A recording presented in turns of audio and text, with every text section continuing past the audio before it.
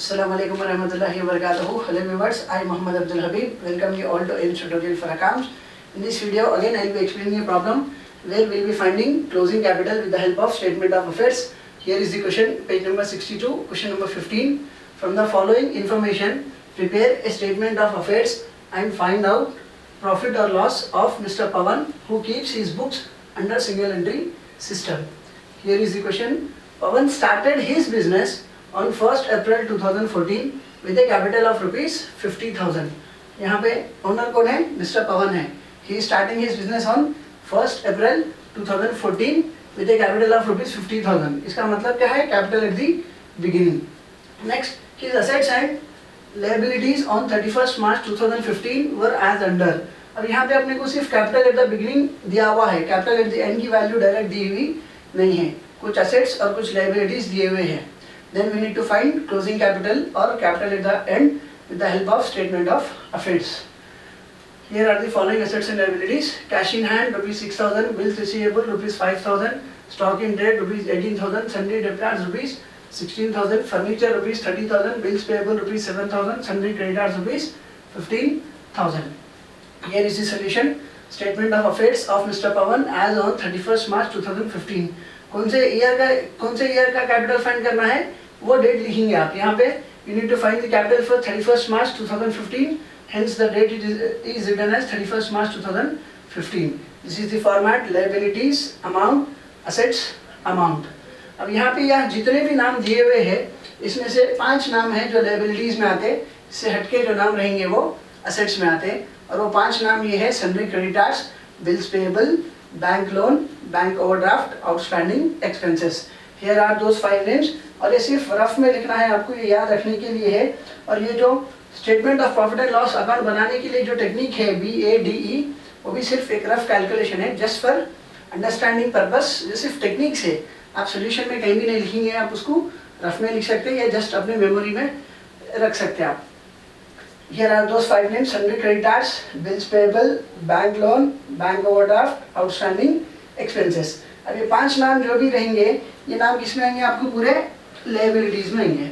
All these are recorded in liabilities. अब यहाँ पे क्वेश्चन में देखिए, cash in hand, bills receivable, stock in trade, sundry debtors, furniture, bills payable, sundry creditors. ये 5 नाम में यहाँ पे bills payable है और एक है sundry creditors. Only these two names will be recorded. Only these two liabilities will be recorded on liability side. All other names are recorded as assets. क्योंकि ये सब assets है और ये 2 liabilities है. तो यहाँ पे देखिए, cash in hand assets 6,000, bills receivable asset 5,000, stock in trade assets 18,000, sundry debtors asset 16,000, furniture assets 30,000. अब बचे क्या? बिल्स पेएबल और sundry creditors. These two are liabilities, hence are recorded on liability side. Bills payable 7,000, sundry creditors 15,000. अब यहाँ पे आप capital कैसा find करते हैं? Capital is equals to total assets minus total liabilities. This is a part of your solution. Capital equals to total assets minus total liabilities. तो यहाँ पे टोटल एसेट्स देखिए 75,000 आ रहा, 6,000 plus 5,000 11,000 plus 8,000 19,000 plus 10 29,000 plus 6 35,000 plus 10 45,000 plus 30 75,000. अब यहाँ देखिए आप 15 plus 7 22,000 आ रहा. इन दोनों में कौन सा अमाउंट ज़्यादा है? 75,000 ज़्यादा है. तो 75,000 will be recorded on asset side as well as 75,000 will be recorded on liability side. अब यहाँ पे कैपिटल फाइंड करिए आप. Capital equals to total assets minus total liabilities. Total assets कितना है? 75,000 है, माइनस टोटल लायबिलिटीज क्या है? 22,000 है. Subtracting 22,000 from 75,000, the answer is 53,000, which is written as capital 53,000. This is capital at the end. Capital at the beginning आपको question में दिया हुआ है 50,000 मिलते हैं. अब यहाँ पे क्वेश्चन के जो 2 पहलू थे, prepare a statement of affairs, आप स्टेटमेंट ऑफ अफेयर्स बना दिए.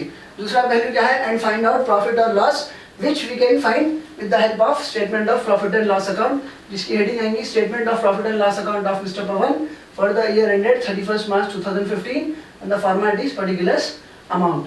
अब यहाँ पे statement of profit and loss के लिए वो टेक्निक क्या है?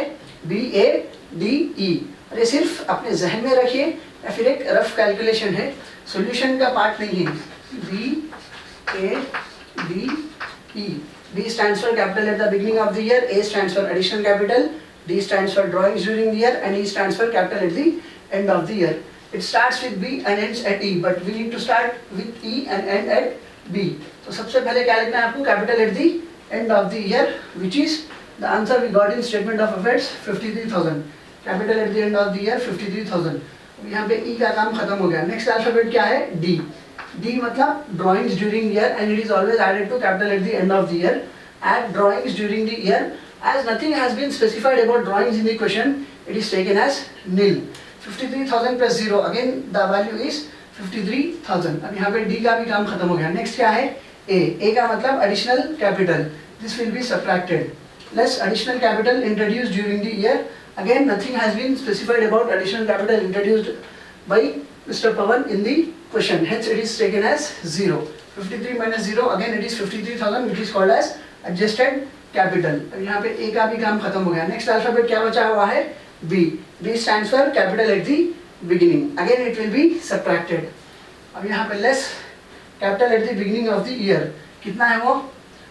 Pawan started his business with a capital of 50,000 on 1st April 2014.